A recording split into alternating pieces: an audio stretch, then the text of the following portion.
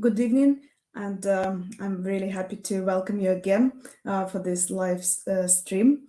And we have been running webinars at Portobello Institute for a number of months now, and we've had a number of really interesting guest speakers and who covered really great topics such as outdoor play, trauma, resilience, parental involvement, quality of early childhood education.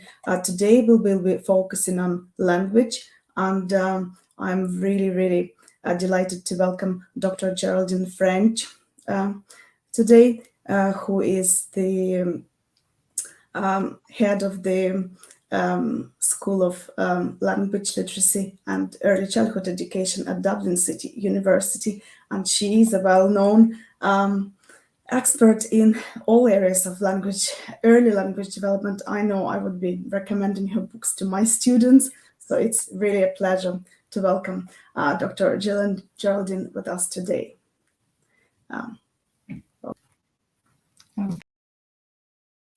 Well, thank you indeed for this invitation to present, and it is fantastic to be with students and colleagues and people who hold early childhood education and care dear to their hearts. Therefore, I'm feeling quite calm because I feel that I am among friends.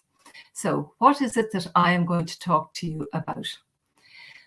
The overview really is, first of all, why we should focus on early childhood. So the context of this talk really is not just about language, it's also connecting with literacy.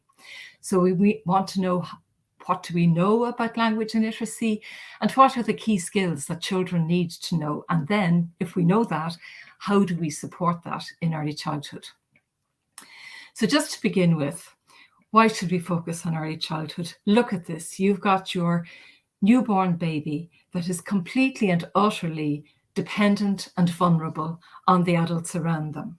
But you contrast that development to a child at 3 years of age here, capable of running, talking, walking, feeding themselves, and it looks like in this case they're fishing. The amount of development that occurs within those early years is truly phenomenal. As Patricia Kuhl says, what's going on in babies' brains is nothing short of rocket science. So what we know is that there is a huge acceleration of brain development within the first couple of years in life. And just to get my facts straight, we know that 50% of postnatal growth of brain volume occurs in the first year. 75% of a baby's brain, 75% of its adult size is in place by the end of the second year, 80 to 90% by age 3, and 95% by age 5.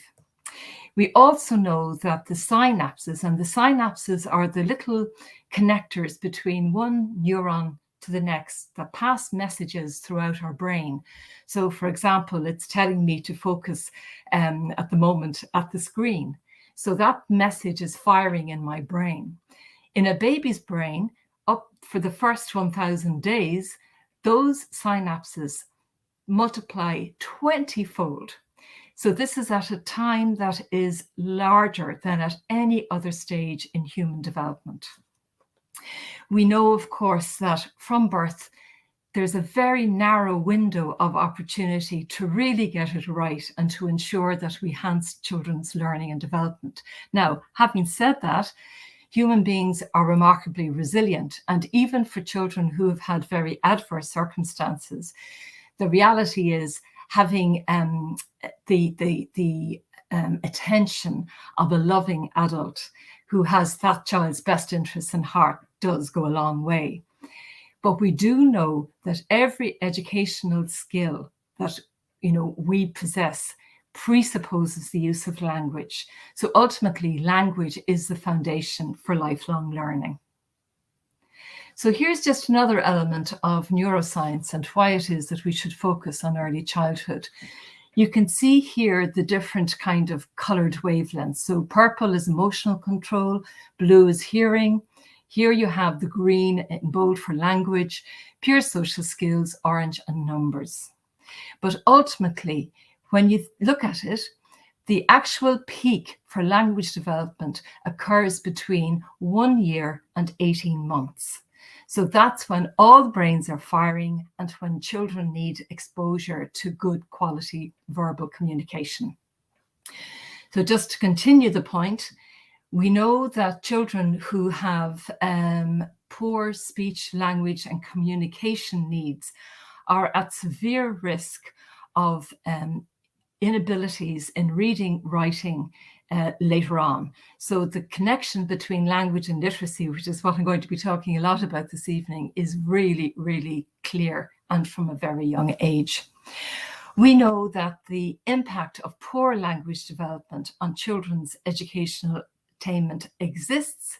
It is severe and it is unjust.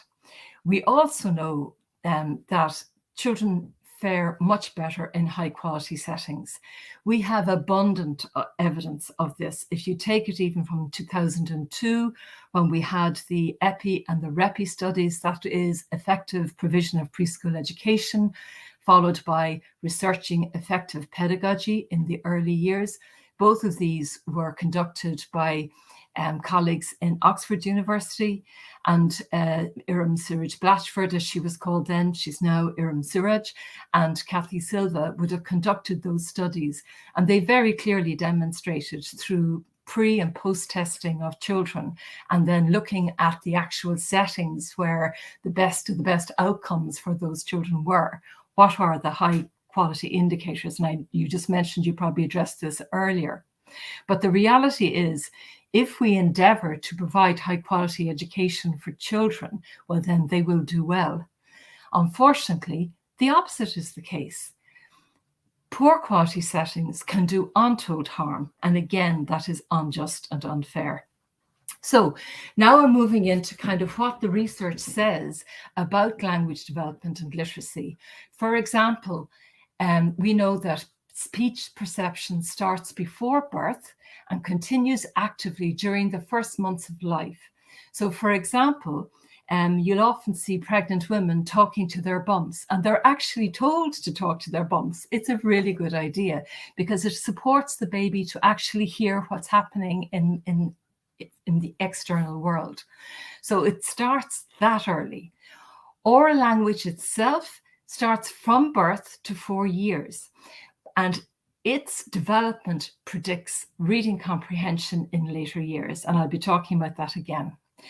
We know that the interaction between the adult and the child and the environment to support it are absolutely critical.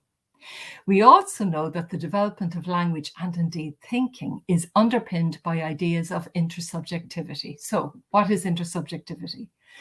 Intersubjectivity is when you have an educator and a child doing something meaningful together. So, for example, in this day of COVID, perhaps a child's peer in their pod has got COVID. So you're writing a little get well card. Or even when children are enjoying doing nursery rhymes together, you know, Incy Wincy Spider, kind up the water spout, and you're both doing it together. So that's that kind of idea. Now, Schaefer refers to intersubjectivity in colloquial terms when he says that you're on the same wavelength as each other. So you're on the same wavelength as the child.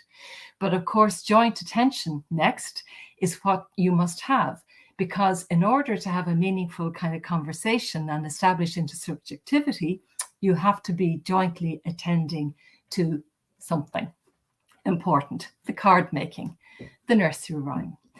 And then critically, in order for children to develop their problem-solving skills, their ideas, their funds of knowledge that they've brought from their home and indeed from what they're learning in your early childhood settings are all working together, you and the child together, for the child to make meaning and to collaborate about things that matter to them. Ultimately, as Vygotsky said, the connection between language and literacy is really critically powerful. In fact, I did write down, what did Vygotsky say? He said that language is the core of personal and intellectual development. Now, this is one study I just want to dwell on because it arises a lot. So Betty Hart and Todd Risley in 1995 in Kansas City conducted this research where they went into 42 families and they categorized the families in 3 different areas. I mean, ultimately it was high socioeconomic status, medium and low. Now that's not what they call them, which is one of the criticisms of their approach. But ultimately they went in to children from the age of 18 months to 3 years, and they spent a total of 1 hour per month for 2.5 years. And they literally tape recorded all of the words that were being imparted to the child. So literally they got a word count. And what they counted was that in high socioeconomic status families, children heard 2,153 words. In medium SES families, 1,251. And well, look, you can read this for yourselves. It was 616 words per hour in low socioeconomic families. The really critical point about this was that the observed vocabulary for children was much greater in the professional families than obviously in the lower socioeconomic status families. And this was extrapolated over time to a 30 million word gap between the vocabularies of what they called welfare and professional families. So this was a longitudinal research, and what they discovered was that when you take the vocabulary size, so literally the number of words that a child has at age 3, and then they were tested in their language scores at age 9 and 10. And those areas were vocabulary, listening, syntax, and reading comprehension. And by syntax, we mean sentence structure, grammar, the rules of the language. But when they were tested, there was a serious correlation, and that led to that kind of 30 million word gap. Now, one of the important things about this study is that parental interaction, the kind of strategies that were associated with it, was very high warmth, few restrictions, asking rather than directing, you do it, children, listening to what the children were saying, responsiveness, and a wide use of vocabulary with high information content. Now, this has been criticized, the study, because, for example, there was the depiction of welfare and working class and professional families, which is not respectful to families. Equally, there was the argument made that, if you're going to go into a family for an hour a month for that length of time, are you really going to hear exactly what is going on and really get a true picture of what happens normally? And the other thing is that it's not sufficiently highlighted that actually there was variation between socioeconomic strata. So, for example, not all of the families that were so low socioeconomic outcomes had poor vocabulary. In fact, quite the opposite. But the key thing about the parental warmth, that is critically important, because what the study is telling us is that it's not what people are or what their socioeconomic status is per se, it's what they do. So that is hugely affirming for us working in early childhood, because it gives us the kind of, I suppose, the rationale and the comfort to know that we can make a difference and we can support families to make a difference. So the other elements of research, and I should probably point out that my colleagues, 37 of us actually in the Institute of Education, are currently engaged in developing a literature review to underpin the forthcoming literacy and numeracy strategy. And as a result, I'm finding it interesting that when I look at a lot of the literature in relation to language and literacy, they refer to Hart and Risley study, and it's now just referred to simply as the word gap. How can we advance the word gap? Ultimately, this is some other of the research that has emerged recently. So the critical role of adult-child interactions during book reading interventions for vocabulary learning has been well established. We know that reading development starts long before children are formally taught to read. And in fact, these same authors, Moll and Buss, had come up with the very important fact that for parents and indeed early childhood educators, starting a reading pattern very early is critically important. We know, and let's face it, we haven't talked about play yet, which is totally important for your very young children, that there is a promising link between children's experiences in play and literacy learning, and in particular for vocabulary, language development, comprehension, because children are making meaning all the time. And through the experiences of play, they get to focus on what it is that they're wishing to do, engage with peers, engage with adults, increase their vocabulary. Again, the adult's role, we'll continually come back to this. The adult's role is really important in engaging in play and providing a play environment. So, for example, you could have literacy props in thematic play areas such as the office or the library or the train station. You could have a home corner.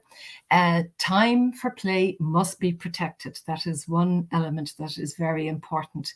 The style of dialogic reading is important, and we'll be talking about that later on in how it is that you do support. So you use higher order questionings, open-ended questions, thinking about what is it that you want to enhance, and thinking very intentionally about vocabulary, and having conversations around books and indeed culturally responsive texts.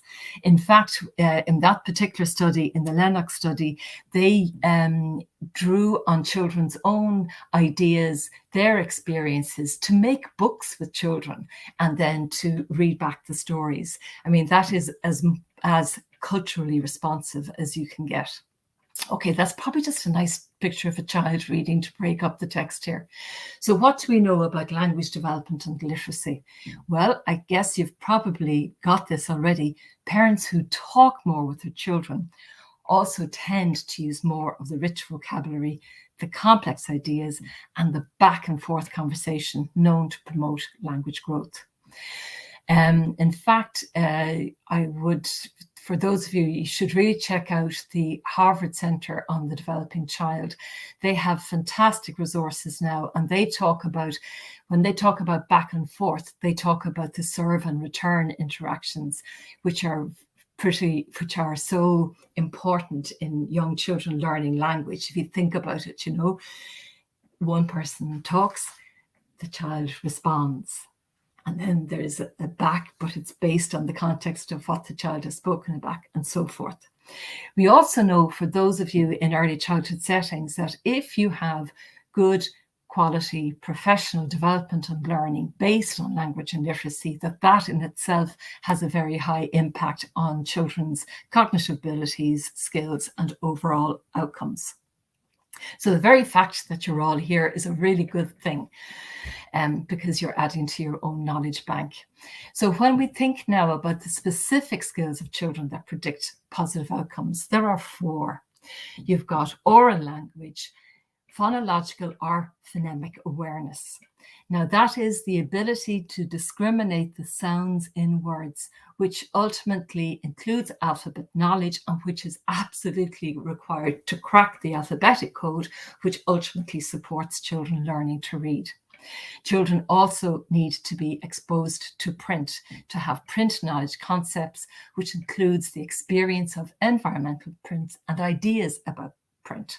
Mark making, emergent writing, and invented spelling are all very important. So we'll talk about these now in turn. But before we do, in terms of how we support the development of language and literacy, we have to consider pedagogical organization. We have alluded to this already.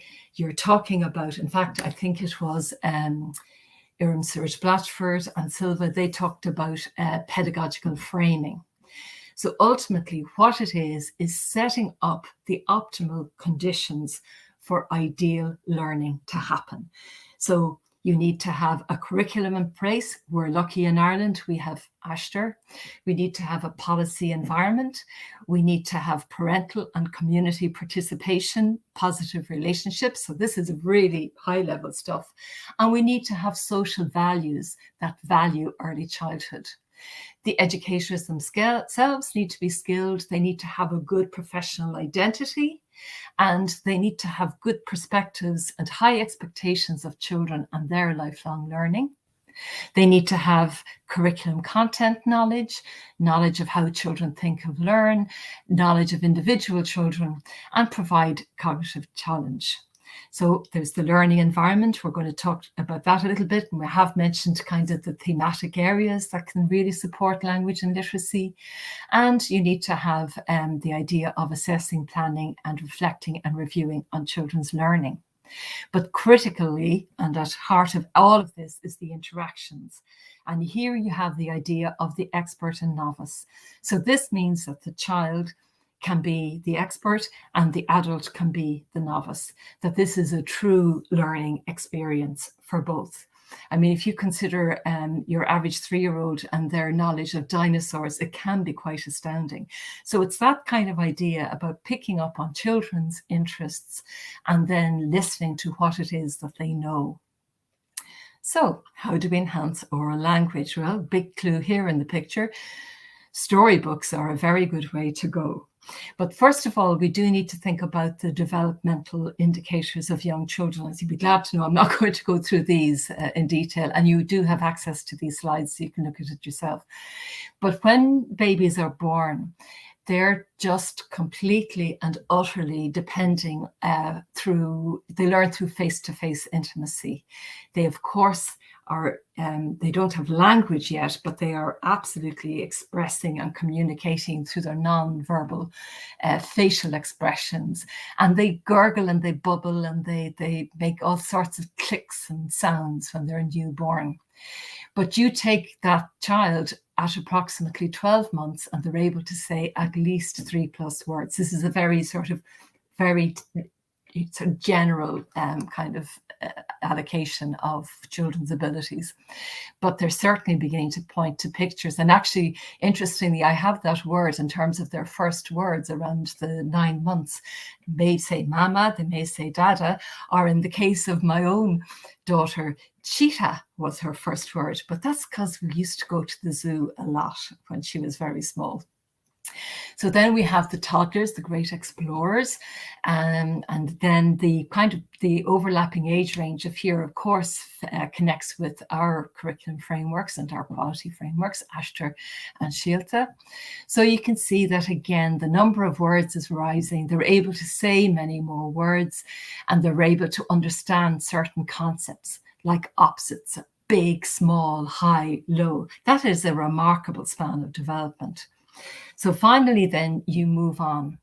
And by the age of 5 years, young children may use 5,000 words plus. In fact, in Bruner's words, he said that a child at the age of 5 can learn any concept in any language, in their own language, of course, providing it is explained to them in a manner that is relevant to them and in a context that is equally relevant and in words that they can understand. So that is quite a leap of development for children. So again, we need to have kind of high expectations for children's abilities. So when you've got very young children, you talk to them. They learn to talk by hearing other people talking. So you narrate what they say. I have written separately about the importance of slow relational pedagogy and the importance of understanding from babies up to 3 who actually are under-recognized in research and indeed sometimes in just practice, that they need the most amount of support. They actually learn language through looking at how, when we're talking, our lips move. It's one of the ways that they learn to understand that a word ends and another one begins. So they need to see adults' mouths, which is interesting actually when you think about wearing masks these days. But that's another discussion. And I understand a lot of early childhood educators don't wear masks with babies, but it is an interest and a concern. So in terms of enhancing oral language, again, just thinking about speaking slowly and clearly, but that helps the neurons in the brain to identify the specific sounds. Repeating words, of course, is very important. Providing feedback. If the baby says mama, of course, you say, yeah, mama. Mama's over there. And talking naturally in a running commentary, so narrating what children are doing. And again, in a kind of a slow relational pedagogy with young children that is very much using those bodily care routines that occur for very young children, sleeping, eating, feeding, as opportunities to enhance vocabulary development and so forth. Hold the babies in your arms, so when you're talking to other adults, they can listen and involve them in conversation. Oral language will be enhanced when they have many opportunities to use language in interactions with others. I'm kind of moving into kind of PowerPoint karaoke at this point, so I think you can read the rest for yourself. But what I will do is just show you what I mean by, when we get down to the end of this string, about reading stories, establishing routine, I pointed that out earlier, but bringing stories to life through story sacks. Okay, so I just want to show you a couple of examples. So here we have one. So this is an example of a story sack that was made by a student who bequeathed it to me. She shouldn't have. She should have saved it for her own baby, but it's wonderful. So it's called Rosie's Walk, and I'm sure many of you know this book by Pat Hutchin. It's wonderful because there's hardly any words at all. The drama all happens in the story as Rosie the hen goes through the field, followed by a fox who, of course, has inadvertently lands on things and gets hit in the face and so forth. So it's a fantastic book. So in this book, you have the book itself. You have a book that was made about facts on chickens and hens and foxes and what they look like. There's another book which is about farm animals and the other things you'll find on the farm. We have a lovely little inner sack which has, guess what? The little fox and the little hen. So you can act out all of these. And there's all sorts of other things because there's a bee that comes along as well. In fact, the bee is the denouement of the story when he tips over a hive. There is a fox mask and so forth. So it's about creating all sorts of different experiences and activities for young children to engage in. And here it is now. I'm not going to show you the story sack here. This is one of my favorite books, Going on a Bear Hunt, which if you think about it, you know, I'm sure many of you know this, but this is another really excellent example of the kinds of things that you can talk about.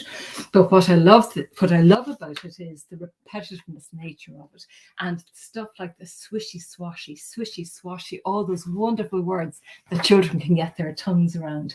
And one of the key things is, which I love, and I think it's kind of almost like a metaphor for life, you know, you can't go over it, you can't go around it, you've got to go through it. So it's wonderful. So here you have more alliteration: splish, splosh, splash, splosh, splash, splosh.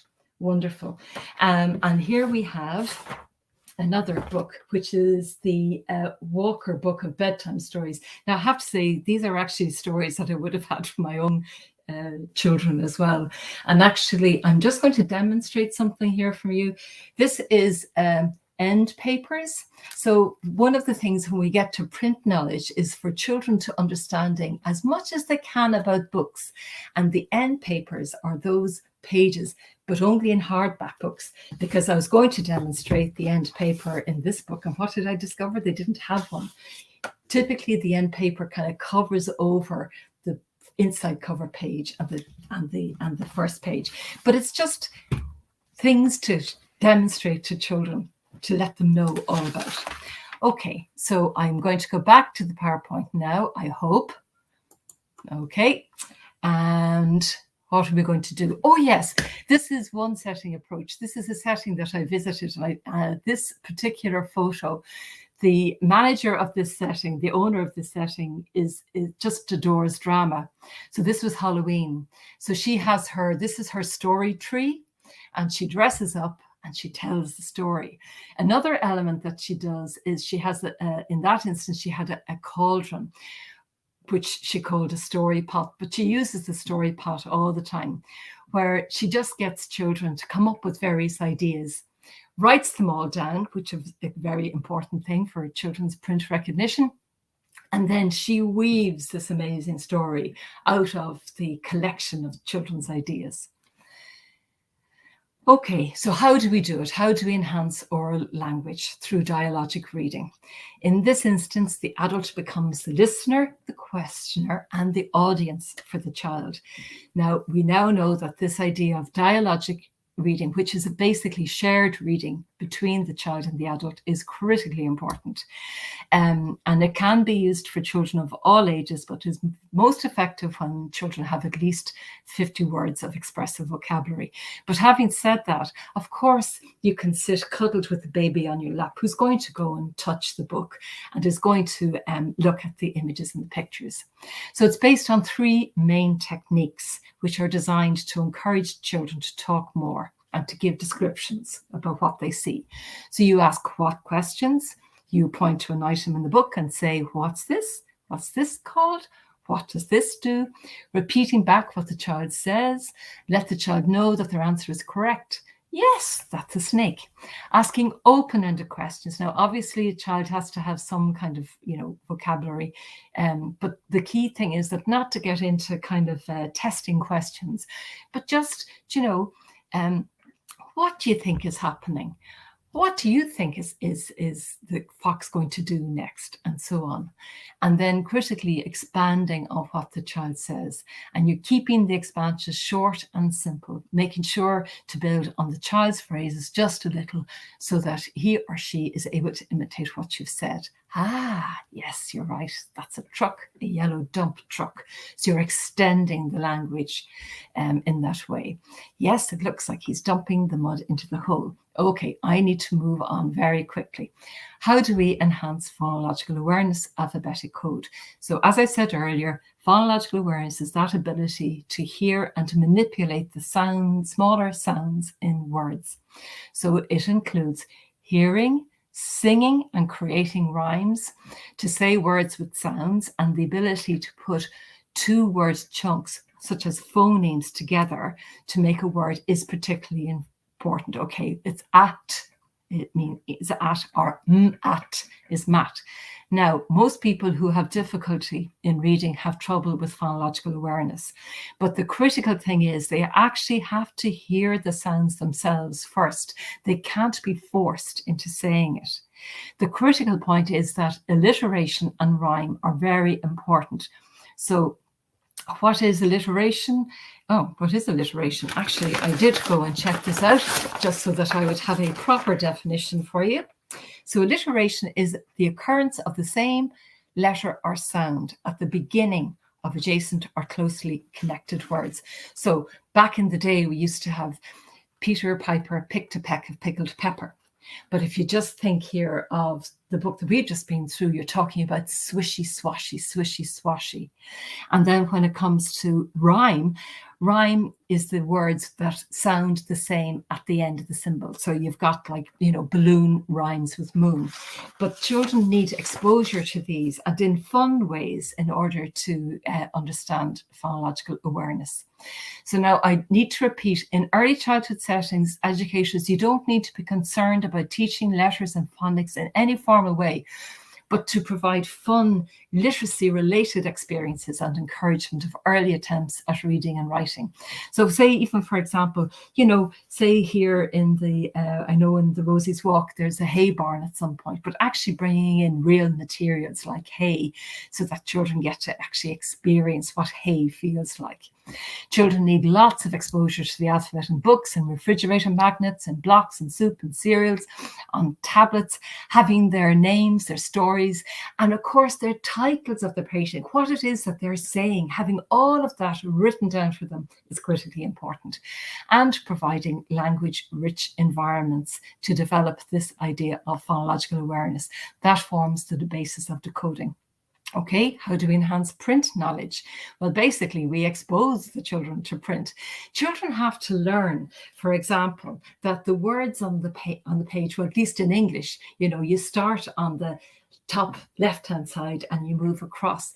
They actually have to learn that those little black marks are letters, and that those letters themselves form together into words. So we take all of that for granted, but they also have to learn that you go from top to the bottom, and that the print on the page is what's been read by someone who knows how to read. So you'll know that a child is aware of print when they're able to point to words on the page. And in fact, for the adult doing that, when tracing your finger along the story really supports children's idea of print awareness. And of course, print knowledge is enhanced through literacy talk. So again, it's asking questions, what are the black marks for? What are the pictures for to illustrate the story? What is reading for? Who is the author? Who is the illustrator, the publisher, the place of publication, and as I mentioned earlier, perhaps even the end papers if you're lucky enough to have them. Ultimately, children have to learn broad concepts about prints. Singing songs from a songbook, absolutely perfect. Making, and actually I know Sarah's going to be talking about STEM later, but if you think about the opportunities to following recipes while making a meal, really excellent practice for young children in terms of print knowledge. Visits to the local library, visits to the shop, pointing out print that's on signs, printing children's names, having pictures of children's families with their names underneath, pictures of the staff and the students with their names underneath. Fantastic. So ultimately, it stimulates talk. Okay, I'm just going to, and here we have, of course, having a lovely book area as well, really helps children learn to read. And these are photos from a setting actually who has a lovely little computer area, of course. An excellent opportunity for children to engage in the letters and indeed the numbers with calculators. And of course, children, we need to establish mark making as well. Now, that's an example of a very, very perfect idea of a mark. But actually, what you find is that early writing, which is drawings, marks on paper, in sand. Think about it, a baby sitting in a high chair in yogurt. I mean, their yogurt is on the spills, and what do they do? But they're moving their fingers around. All of that is critically important. Children making pictures, on the bus on a steamed window in gloop. These are all really important attempts at letters, or even just drawings where they're talking about the pictures is really important. It provides the means through which they communicate their feelings and their thoughts. The dictating words and ideas, we mentioned dictating what a child's painting is, really, really important, by an adult who will actually read back to the children what it is that they've dictated, is really affirming, empowering, and enlightening for children. And that's known as scribing. Involving the children to make choices in their storytelling enhances that accomplishment. So children who are demonstrating an interest in text and early mark making could contribute to making the signs for display. Have message boards. There's all sorts of just examples here. Have message boards or a roll book to communicate who's in and who's out. Write a message to give to another educator who will read it verbally, respond in writing. Then children is given the message to pass on to somebody else. So children learn that writing conveys meaning.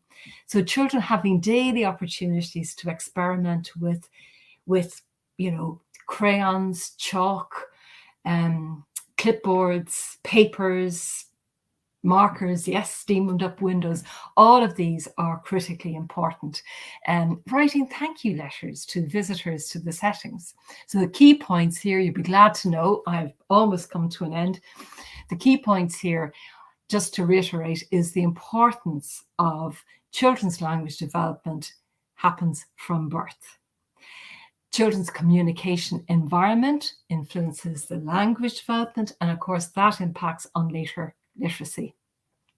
The communication environment is a more dominant predictor of early language than social background. Remember, it's what adults do that makes the difference. Therefore, an appropriate communication environment can offset educational inequality to some extent. So children's exposure to vocabulary is critically important, and their language and their communication environment actually impacts on their performance at school. So from birth, children need experiences to develop oral language. So the sooner that children get to talk and be encouraged to sustain conversations, to talk, to be listened to, and to be responded to appropriately, to observe in turn in reactions and to talk again, all of this is critically important. So they'll experience alphabetic code by just looking at books, by having books read to them, and being aware that books use symbols. Engage in dialogic or shared reading, and ensure that educators and children are together exploring the texts. Like, let children talk to you about what it is that they're seeing in the pictures. You can use questions, but not overdo it. In early childhood settings, remember, you do not have to worry about teaching letters and phonics in a formal way. That all happens later on when they get to school. Knowing that children can read early and fast is not conducive to a firm grasp of literacy skills, or indeed a later passion for reading and writing. They need to be exposed to it and to understand the fun and enjoyment themselves. Just because they can read doesn't necessarily mean that that's a good thing. They will learn it in their own time. But use whatever resources you can. Libraries, story stacks, storytellers coming in actually is a fantastic thing to have in an early childhood setting. All the new tablets, information communication technologies, all of this supports children's engagement with literacy. So if you have a print-rich environment, they will understand all of these higher level issues, authors, illustrators, and so forth. That's really important for children to get to grips with books. And be aware of the specific needs of all children in the setting and plan for sensitive communication and support.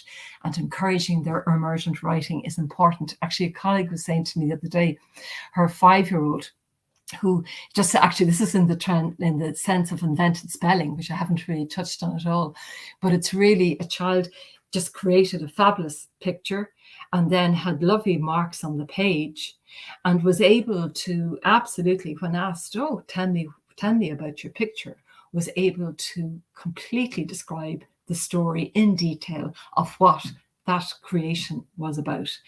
That is your invented spelling and mark making. So I think on that positive note, just to sum up, the fewer experiences children have with literacy and language, the greater the chance that they will have difficulty learning to read. Therefore, we must seize every opportunity that we have to talk to children and to enhance their learning and development. So, thank you. And I'm finished. Thank you very much. Thank you, Geraldine. And that was really right on time. You must have a lot of experience doing this. No.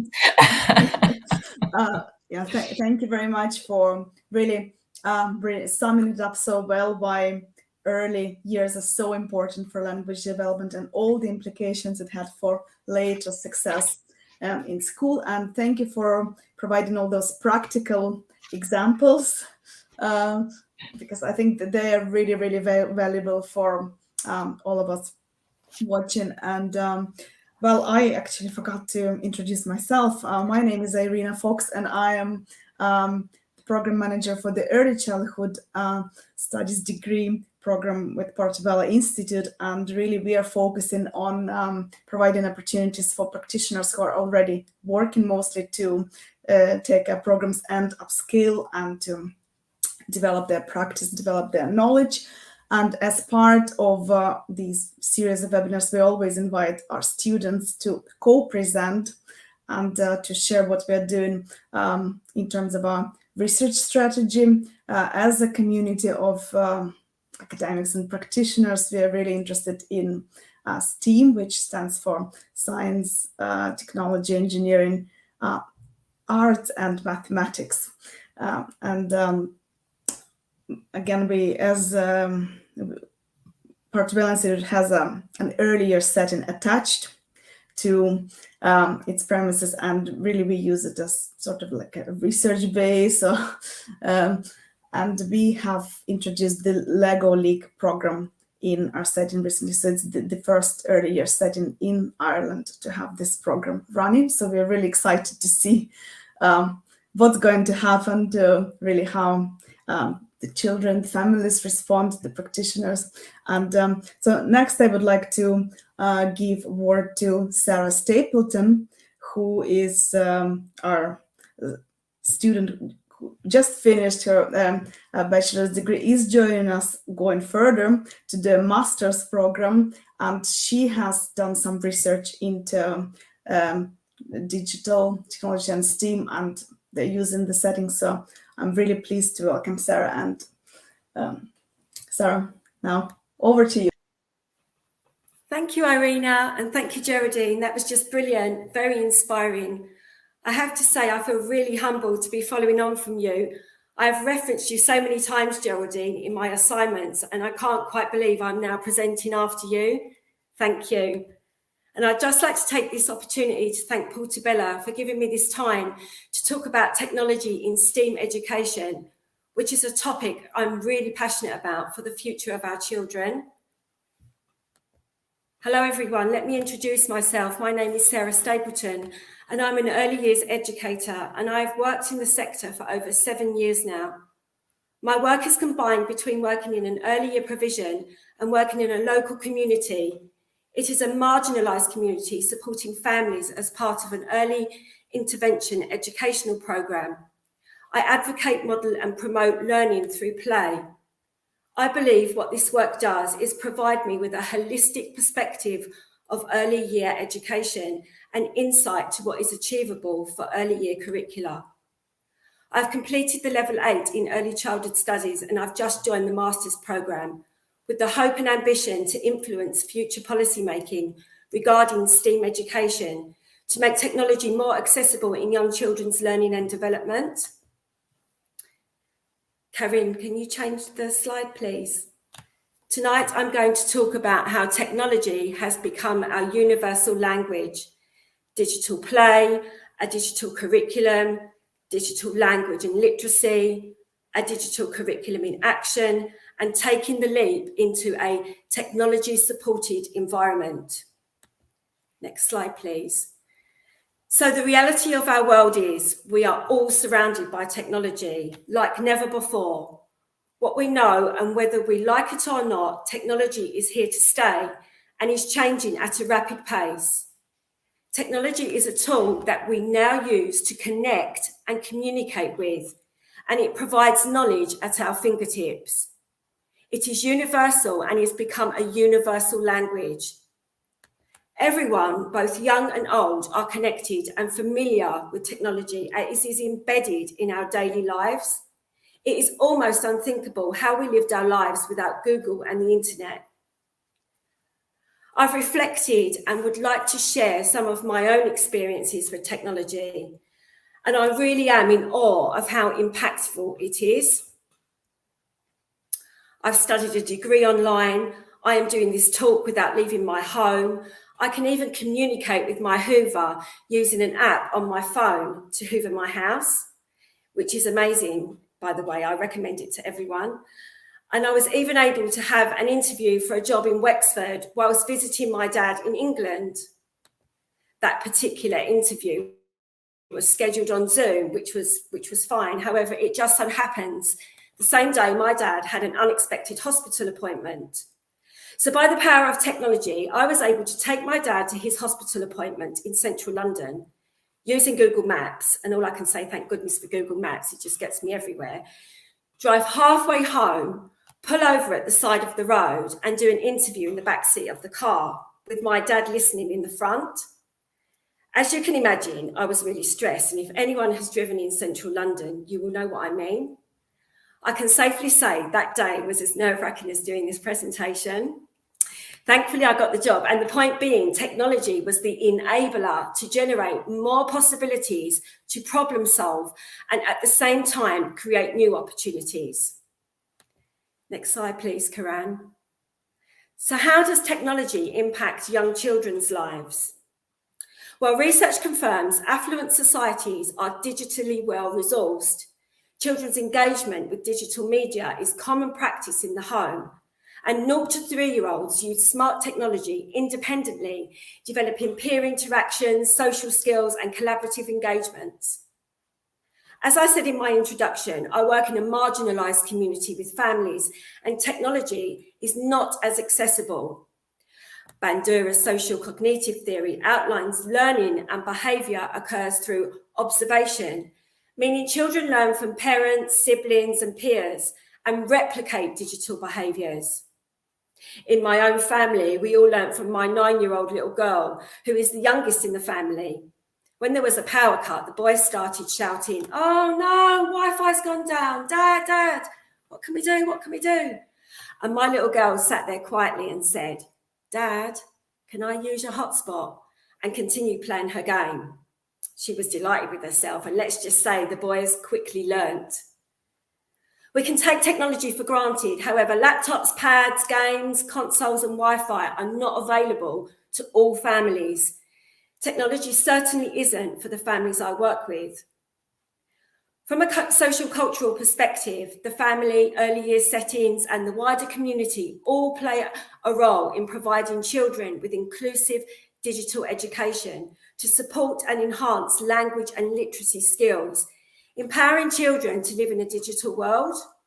Next slide, please, Karan. Children's play is influenced by the world around us. Vygotsky refers to this as tools of culture, which is comparable today with digital devices. What research tells us is children's play is changing and transforming with electronic game consoles, digital toys, media, computers, smartphones, iPads and tablets. Skeptics say traditional play practices work and fear the techno tales like digital play restricts language development, socialization, autonomous and sensorial play. And I suppose we are all conscious about giving children too much screen time. It isn't a case of technology taking over from the normal everyday interactions and socialization.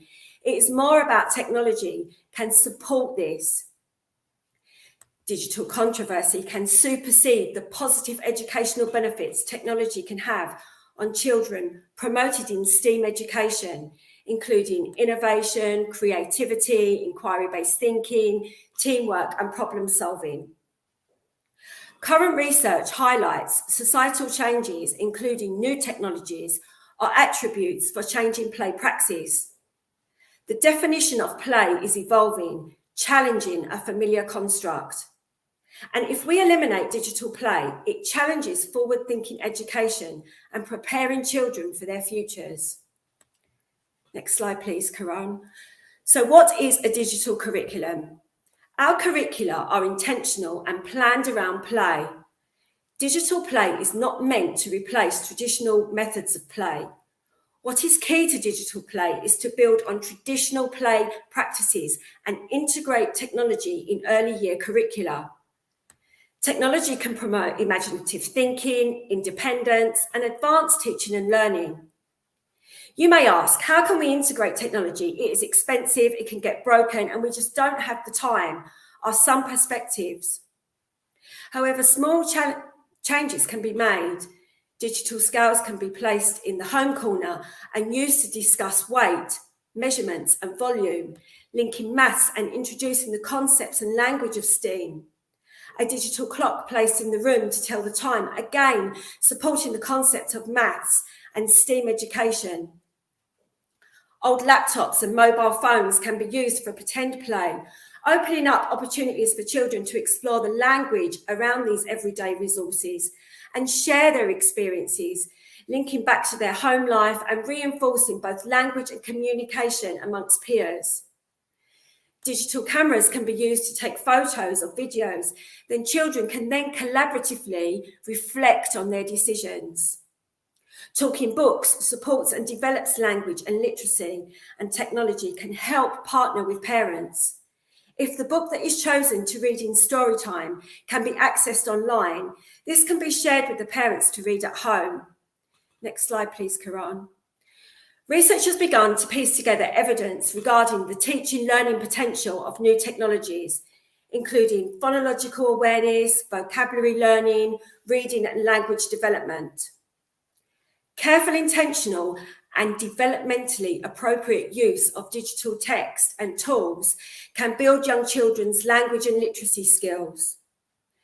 Digital technology can play a role in supporting early communication and can offer new learning opportunities through ebooks, apps, and even video calling. And I can relate this back to my own community work. Video calling has been a great platform for me to remain connected with children and their families when we're working in these challenging times. Next slide, please, Karan. So what does a digital curriculum look like in action? This is Jack, a Code and Go robot mouse. Coding means the transformation of data, understandable for a computer. Video games, smartphones, tablets, and computers are all forms of communication. And what they have in common is they all involve coding. Next slide, please, Karan. I wanted to show you an example of technology in action and how coding can be introduced in early year provisions, which is tangible and easy to use. Karan will now play a video of how Jack was introduced in the setting to the children for the very first time. Yep. Press it again. And now to this side, so the orange one. And then forwards again. Now we want to go this way, so press that one. And forwards again. Now press green. It's going! Oh my god. Oh, he's gonna overshoot it, I think. Oh, so close!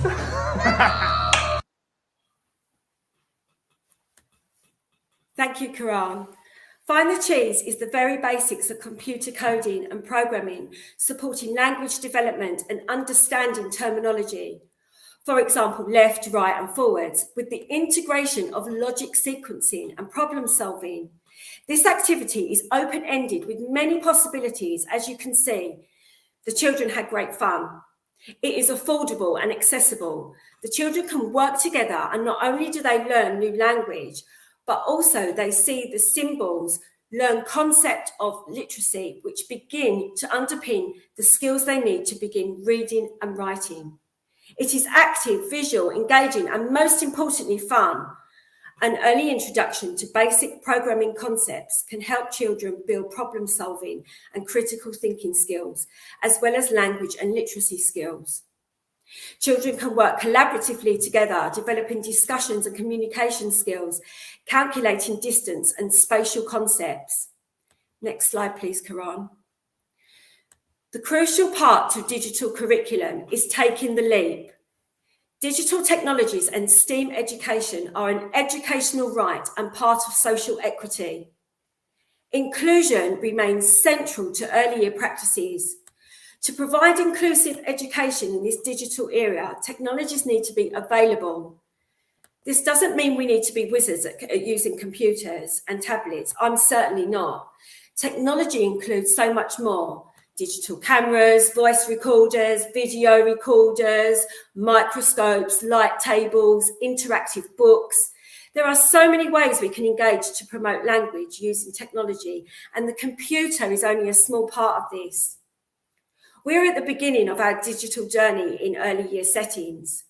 If we really want to embrace an emergent curriculum, doesn't that mean including digital devices? By starting to make small changes and integrate new technologies into our curricula, we can create new literacy and language learning opportunities for children. It will provide more inclusive learning experiences and prepare children to live in this ever-changing digital world. Next slide, please, Karan. Thank you so much for your time.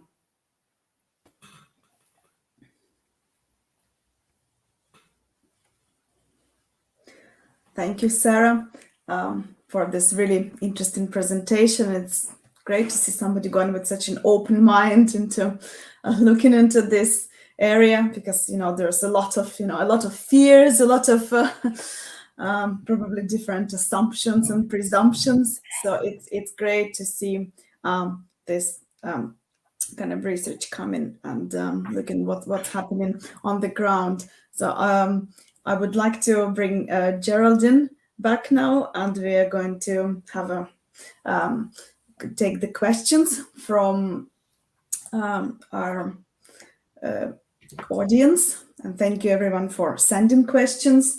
I think they're gonna come up on the screen. So firstly, the question for Sarah, and it is to do with the research into earliest technology. It would be great, Karan, if maybe they stayed a little bit longer on the screen so that I could read them, because we are talking about reading. I'm not that fast at reading. But really, that's so it is to do with really this, again, researching does sorry, I'm getting confused. So do we so again, that fear of technology, is there something that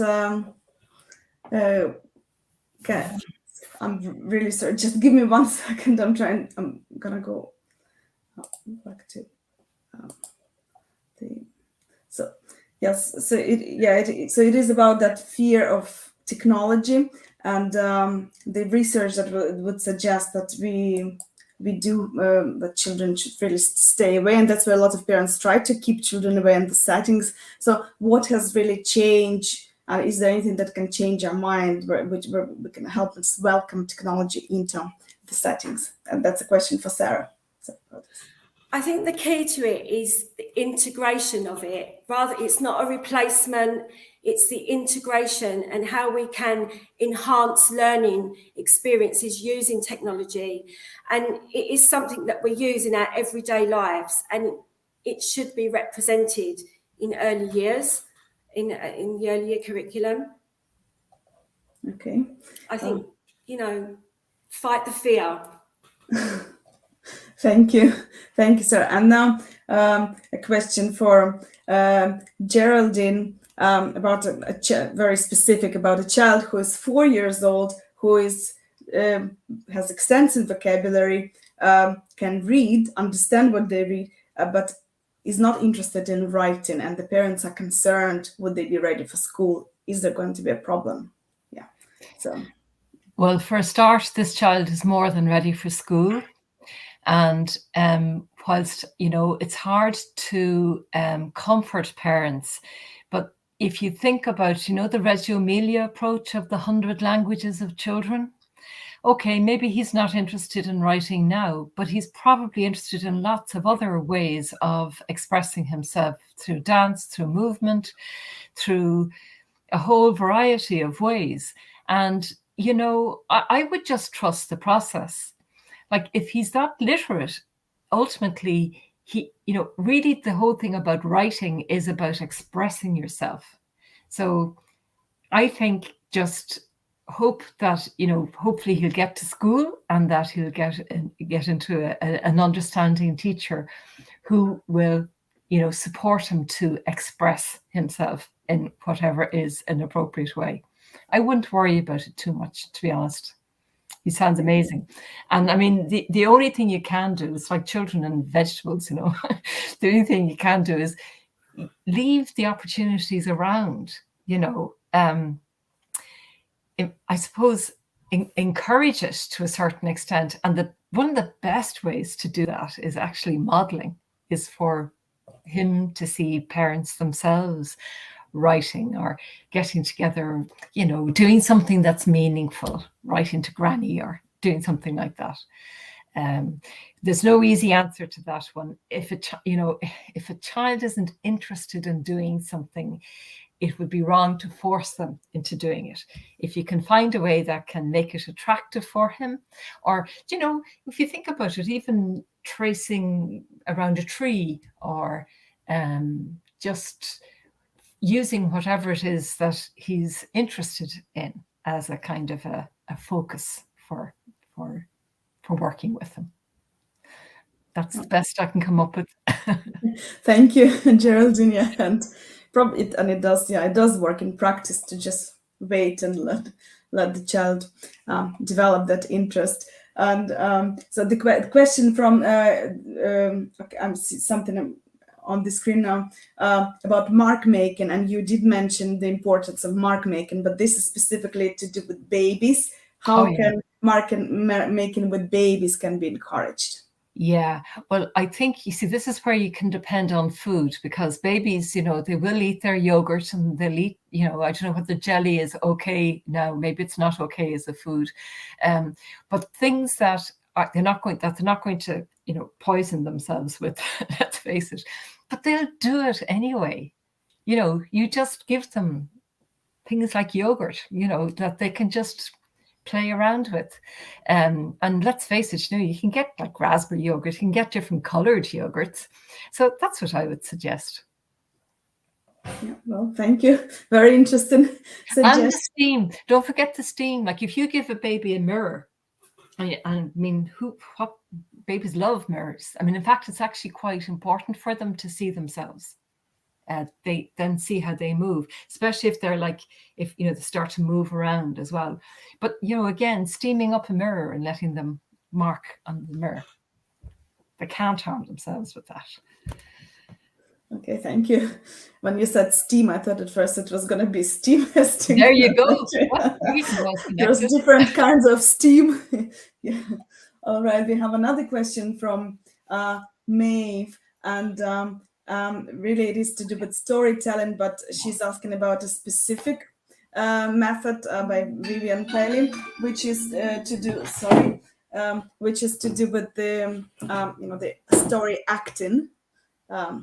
So can go for it, I say. Who doesn't love Vivian Paley?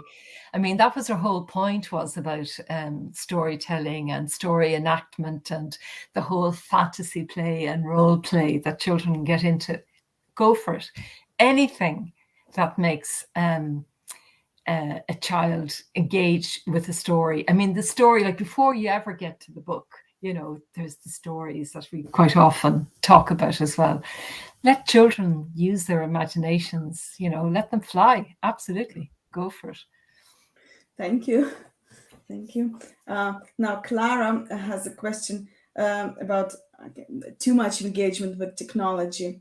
And I think that's the one that came up at the very start, and I tried to catch it and ask Sarah. So there it is again. And Sarah has given some answer already. So, and the worry is about the language delay. So is there any new research that would tell us something different? Yeah, about the engagement with technology and the language delay. Do you think anything has changed? With using technology and how we see screen time? Sorry, the question, and I think you gave us some answer already, because that question popped up at the beginning, but just to clarify, because we couldn't see it on the screen, So the point of technology is that it's integrated and used as a tool to enhance learning experiences. For this, it needs to be a shared experience, promoting two-way communication, which supports language and STEAM education. It can't be a solo event. If the experience is shared, then there are no limitations. But screen time is not meant to be a child sitting in front of a screen on their own. That's not going to help their development. Yeah. Thank you. That's a very valid point. So it's an opportunity for communication. Yeah. Thank you. Now, another question from Rosie, and it's again for Sarah about the coding mouse that you have shared the video. And so she is asking, is it something that could be difficult for children? How did you find that whole process? Was it difficult? Did they struggle with those concepts? And how do you help them to make best sense of the experience? Well, the video that you saw was introduced for the first time in the setting. And what we did was break it down into simple stages. And once the children learnt the stages, you know, they just went with it. There was no barriers. They saw what they had to do. And, you know, the activity can be developed so much. I mean, you can use Lego to build the maze. You can use arts and crafts. I mean, it can be really extended. So the children really got the concept. They really got the concept and they really enjoyed the activity. Oh, thank you, Sarah. Now let's see any other questions coming in. Now, I think this is more philosophical. Yeah, how do you teach heart, soul, and conscience in this world of metaverse and artificial intelligence?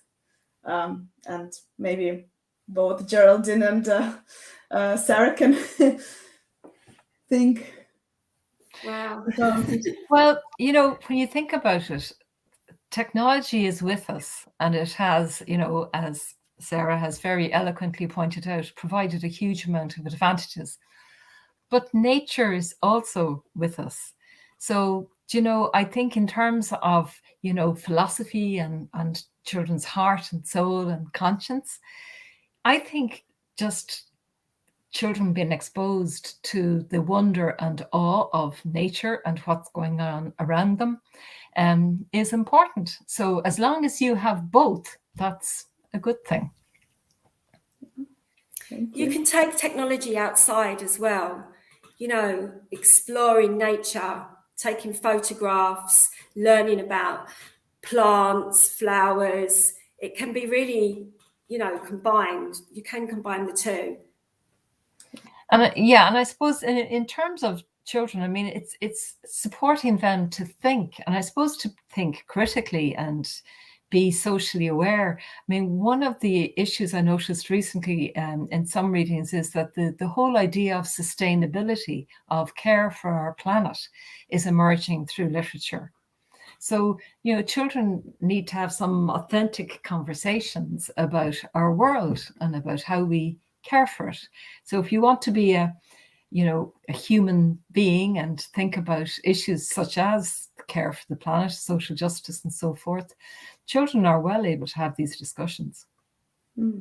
Yes, thank you. And I suppose it is about those opportunities for discussion and what is right, what is wrong. Yeah, how do you care for other human beings? So that can be done, but the technology, not technology, it still remains the same. Now we have another question again, and Jan is saying that's very interesting, and she said that screens immediately when you that people think about only screens when you mention technology, but there are actually a lot of different ways to engage with STEAM, and coding. The coding mouse was a really interesting idea. So I think that's more of a comment than a question. And Mary is asking about chalk, and marking. Yes, Geraldine. Go for it. Thumbs up. Yeah. So, have we any more questions coming up? And again, Bernadette, question about reading to children, mixing dialogic and adult-led reading methods. Geraldine. I would favor just the dialogic reading, because the chances are, I mean, I have a terrible story against myself, because I did have my own setting way back in the day. And I remember we used to always sit in a circle because we had a story time. and we sat in a circle, and I would read the books, and I'd have the book, you know, and I'd sit, and I always sat in the same chair, and I'd read the book, and I learned to read upside down, as many people do in early childhood settings. Very pleased with myself, thinking I'm doing great here. And then one day, one of the boys, James, said to me, would you mind, can we swap chairs? Can I sit in your chair? And I said, absolutely. And he says, and I said, oh, do you think that that's my chair? Like that I'm doing? And I said, well, would you like to read the story? And so he said, yeah. So if you can imagine, you know, Mary had a little lamb was the story. So he starts off, Mary had a little, Declan, sit down, lamb. Its fleece was white as snow.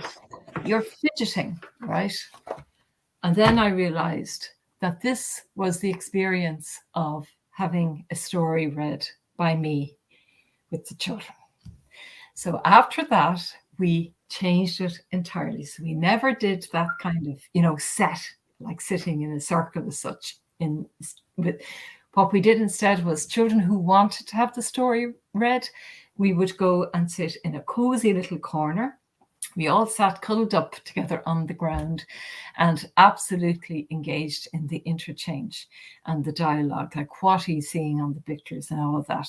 So, and honestly, it was the most eye-opening experience. Always children will teach you anyway, but it completely changed the whole atmosphere and the vibe.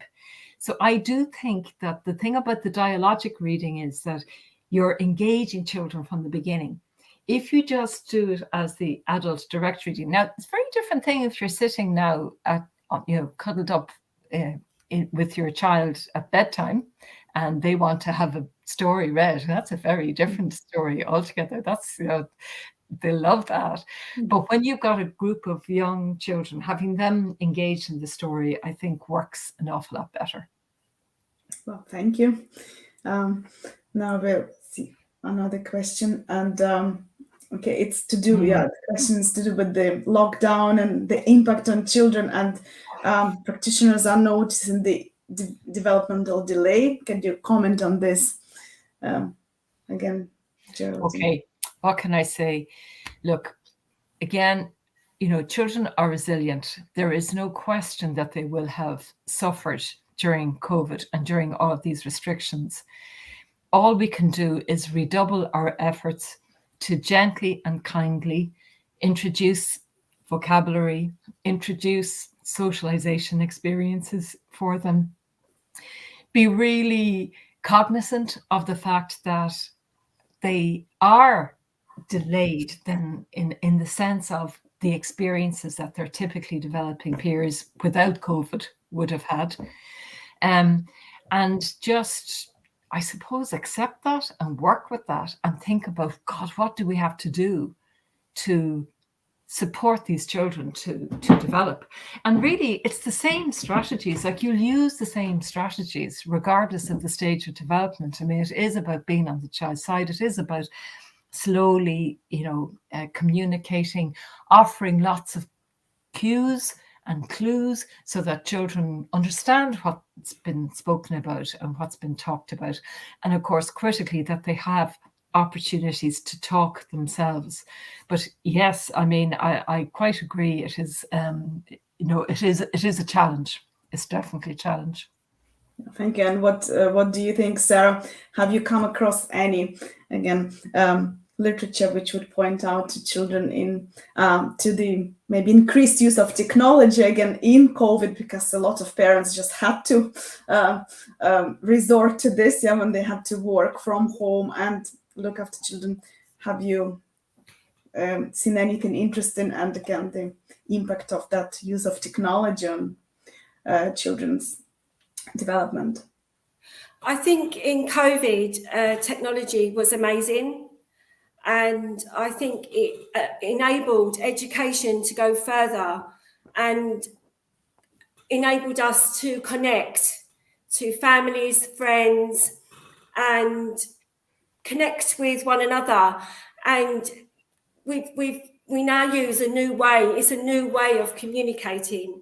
So I think without technology, where would we have been in COVID? You know, I think it had a massive and positive impact. Yeah, and I suppose that was an opportunity again for the settings to engage with the children. Absolutely. And I remember reading stories for my niece online through Zoom, and she thought I was a preschool teacher.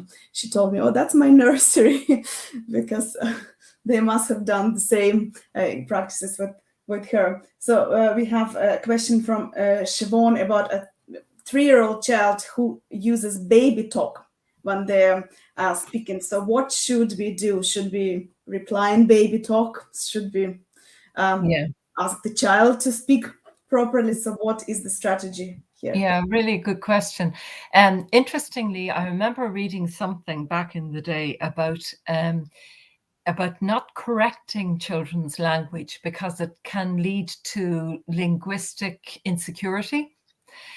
However, I think in what could possibly in this context is you could repeat with the baby talk and the correct word, you know. So you're affirming the baby talk, but you're also providing and modeling the correct language. Yeah, thank you. Thank you. Now, have we any more questions from another question from Marion? Again, a child who loves story time, songs, rhymes, but rarely talks, and but talks at home quite a lot, and quite actually, and so we've probably all have had the children like this in our settings, and so what can be done here? Well, I wouldn't worry. The key thing is that the child is able to express. They're able to express at home. So that's really important. There's no concern here. Now, I would encourage the stories times, the songs and the rhymes, because if that's the way that they're expressing, you could try making up songs. So, you know, instead of like using a tune, but making up a story in a song, for example, with this little person, and see how that goes. Or ask her, could she sing a song about what happened at the weekend? You know. The other thing is, I suppose, you know, relationships take time to build. And the fact that she's at least engaging in the songs is great. The one-to-one thing it works quite well. And I suppose it would be interesting to see what would happen if she was just with another peer. I mean, does she talk to other children, or is it yourselves that they don't, that the adults that she doesn't talk to? But the key thing is it's kind of trust the process. And like, if you monitor over time as well, you might discover that she's talking a little bit more than you think that she is. And the thing is then, of course, when she does talk, is not to like leap, oh my God, this is fantastic, you're talking, but to kind of be a little bit cool about it, but just notice and affirm very gently. The other thing to do, I suppose, is always to suss out with the parents, what are her interests? So what does she really love playing with at home? And might there be something that she might bring in from home that she could talk about? So you're kind of using incentives to support her to talk.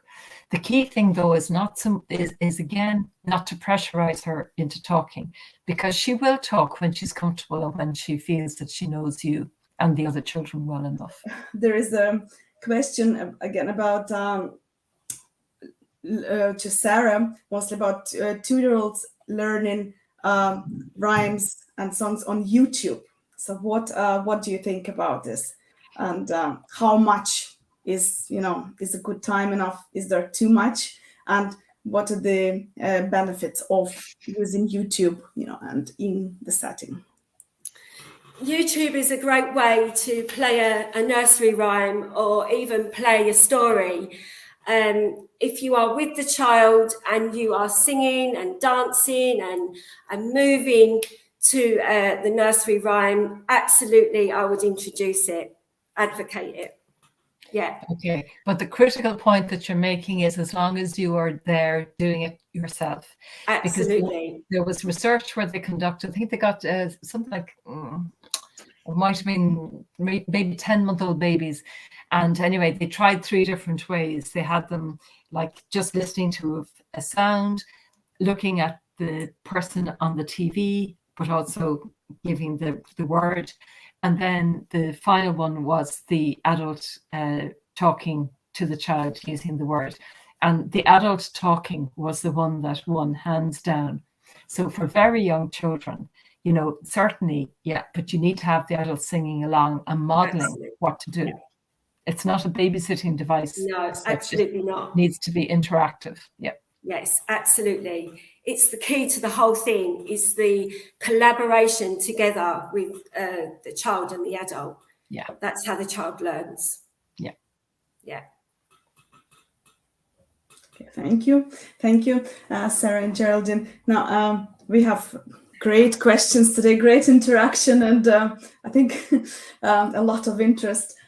So we have children who are waiting for speech and language appointments, and the practitioners are saying they are using they're interacting with them, they're engaging in conversation, repetition, songs, reading. Is there anything else that can be done more to support children who have difficulties with language development? Build on their interests. Again, the funds of knowledge that they're bringing from home. What are they interested in at home? Can you replicate that in the setting? Because the more engaged and interested children are in what it is that you're doing, the more likely they are to communicate about that. The other elements, yeah, speaking slowly, ensuring that there's lots of visual clues around as well. So say like your daily routine, that a child knows where they are in the daily routine. Now your child could well know that already. I obviously don't know the context. Speaking slowly and carefully. Again, never putting pressure on the child to talk. Although I know that maybe, you know, when the child gets to a speech and language therapist, and the speech and language therapist will probably give you good advice in what terms of what to do. Yeah, build on children's interests, follow their lead. That is the other thing, like observation. What do they like doing? Follow their lead.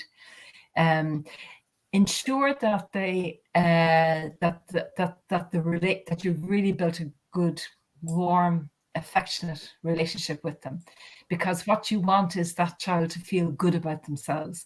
There is nothing so frustrating as for a toddler, 3-year-old, 4-year-old who cannot articulate what their needs are.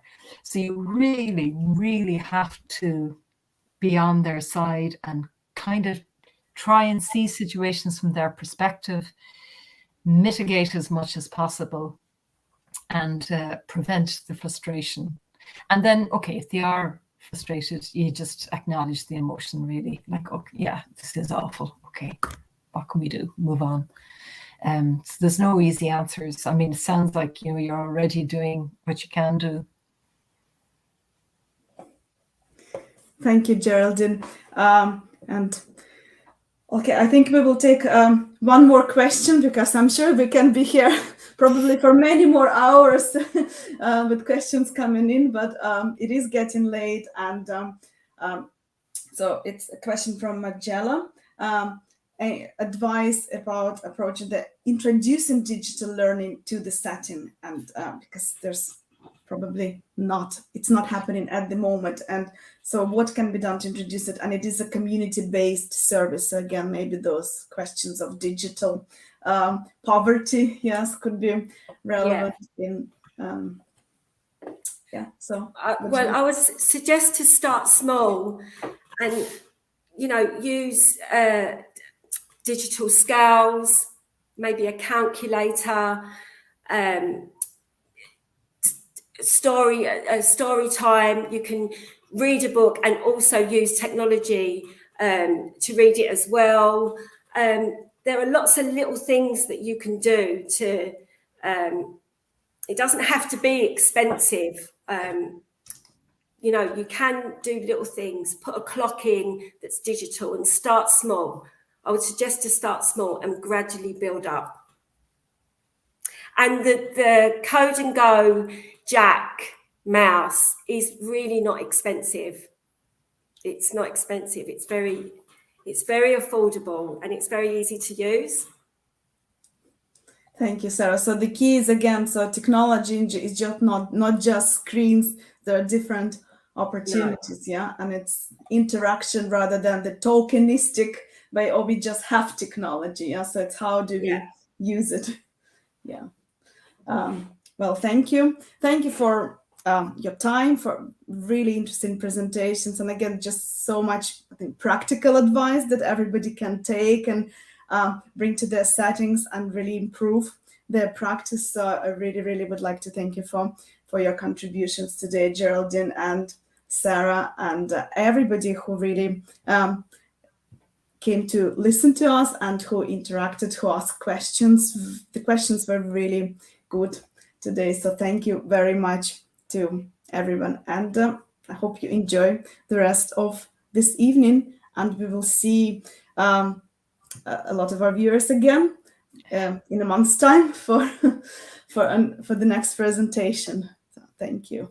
Thank you very much. Thank you.